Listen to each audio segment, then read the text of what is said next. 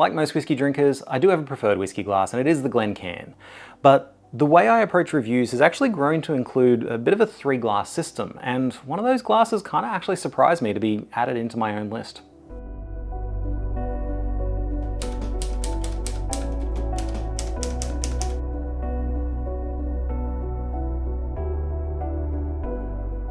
Hey there, I'm Nath Martin, the Whisky Scribe. Taste is subjective, whiskey is diverse, and this channel is all about understanding it well enough to enjoy it on your own terms. So let's talk about the way I approach tasting whiskey when it comes to glassware. Now, 90% of the time, I'm going to use a Glencairn glass. This is my preferred whiskey glass. It's the default I'm always going to pour a whiskey into first.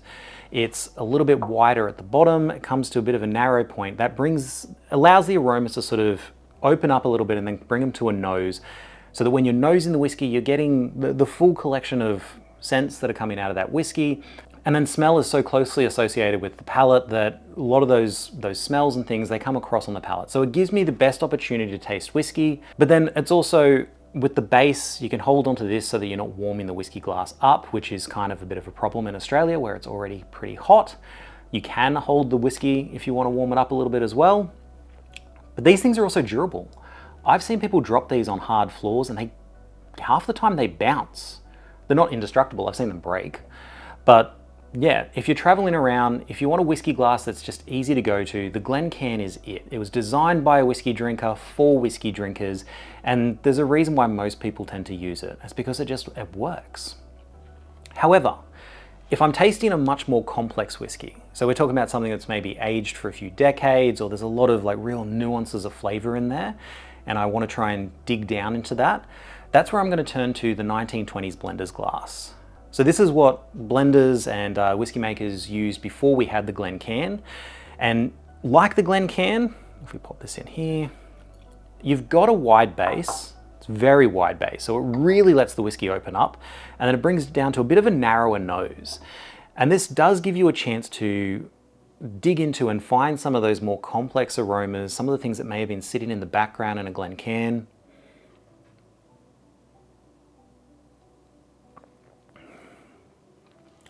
Yeah, so if I've got a really enjoyable, a really nuanced, really complex whiskey, particularly a really expensive whiskey, and I want to get the most out of it, this is where I'm going to turn to the 1920s blender's glass. However, this isn't convenient. It's pretty breakable. Look at that. If you drop it, that would shatter. So it's not really travel safe. It's a little bit bigger. And on top of that, it's really a pain in the ass to clean. I like to polish my glassware. It comes from working in bars. And to be able to polish this thing, you kind of have to like turn the tea towel into a snake and thread it in that opening. And then you're running the risk of breaking the glass just by polishing it. So it's not my go-to. It's what I turn to when I really do need that extra little bit of that extra insight into what else is in there.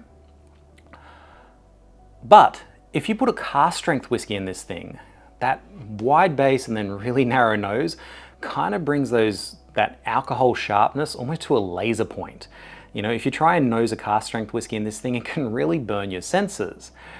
So it doesn't work for a cask strength whiskey. So anything sort of over 50–55%, I'm going to avoid using this.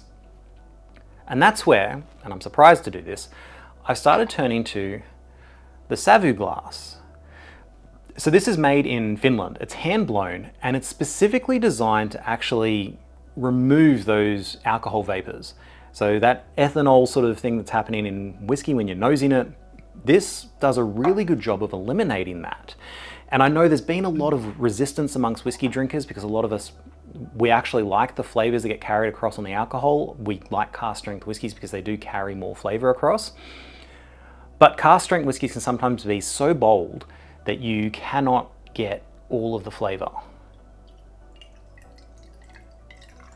So this is hand blown with these little notches on the side. And the idea is you pour it down those little notches and then you leave it for about a minute to open up.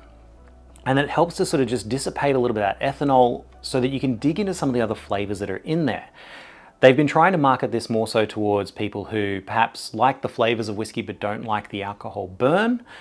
But for me, as somebody who reviews a lot of whiskeys, this just allows me to dig into some of like the more bold whiskeys into a lot more depth. I don't have as good a palate as some of the other people out there. If you want somebody who's got a real chef's palate and they can dig into a whiskey and get a lot of really nuanced flavors, check out somebody like Wade McIntyre on McIntyre's Malts. So if I'm tasting a really complex whiskey, I need a little bit of a better tool to be able to dig into it. You see, so this is getting no burn across from me. And what I've got here is a Morris single barrel that's 54.8% ABV. There's no burn on my nose whatsoever. And you drink from the smooth side here.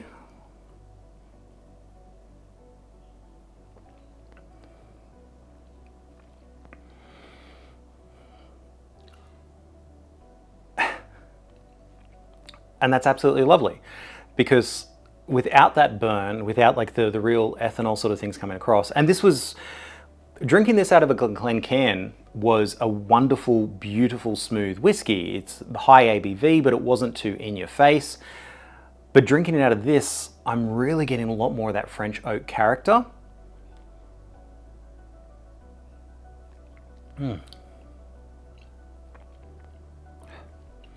And you see the really interesting thing, this is where this whiskey glass has its benefit. If you watch the review I did on this whiskey the first time round, I actually speculated that it was a virgin French oak cask because I could not get any wine notes whatsoever. I found out much later that it was actually a red wine cask, but because of the shave, toast and recharring process, you don't get a lot of red wine flavor notes, which is why they just called it French oak. They didn't want to draw attention to the red wine. But now that I've poured this into the Savu glass, I can actually, there is a little bit of that jammy sort of note that if I used this when I did that review the first time, I probably would have been able to detect that there was red wine casks used. There was a French oak red wine cask. So yeah, the Savu glass. I did not think it was going to be included in my glass lineup for tasting whiskey, and yet here it is. I will always use that if I've got a cask strength whiskey, and a lot of people find that it brings out flavors in any whiskey that you don't normally get, and so if anything, it kind of doubles your whiskey collection, which is not a bad thing. If you're trying to budget yourself, you buy this one glass and all of a sudden you've just doubled every single whiskey that you've purchased, which is pretty cool. But us whiskey drinkers, we're traditionalists. We're often resistant to change. Even though the Glencairn is 30 years old, you know, it took a while to adopt that. Now we're finally adopting that. We're not moving off it.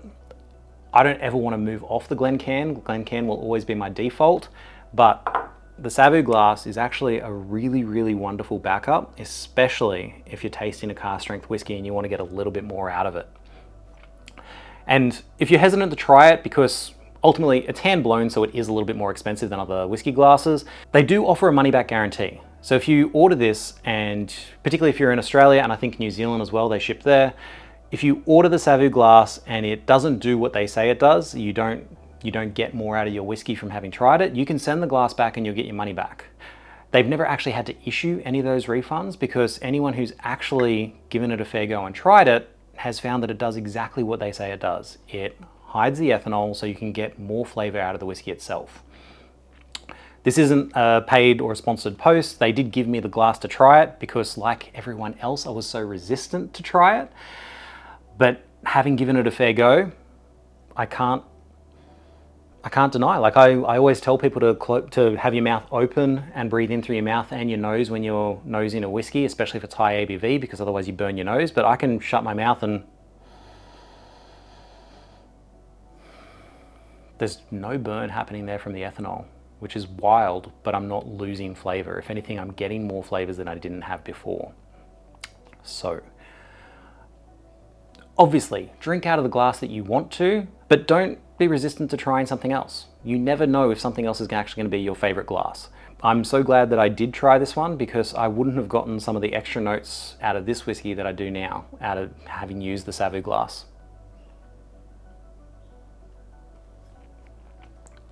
But if you've got another glass that you think should be added to my lineup, I mean, I've got 3, I feel like that's enough, but if you think the one should be replaced, by all means let me know. I have tried the Nolan glass. I wasn't that big a fan. It's sort of, yeah, I don't really like the lip of it, and it doesn't really widen out enough for how much it then comes into the nose. But if you've got other whiskey glasses that you'd recommend, I've heard there's some that work much better for bourbon. I haven't really come across a bourbon whiskey glass just yet. Please let me know in the comments. But otherwise, enjoy what's in your glass, no matter which glass you prefer to use, and slash.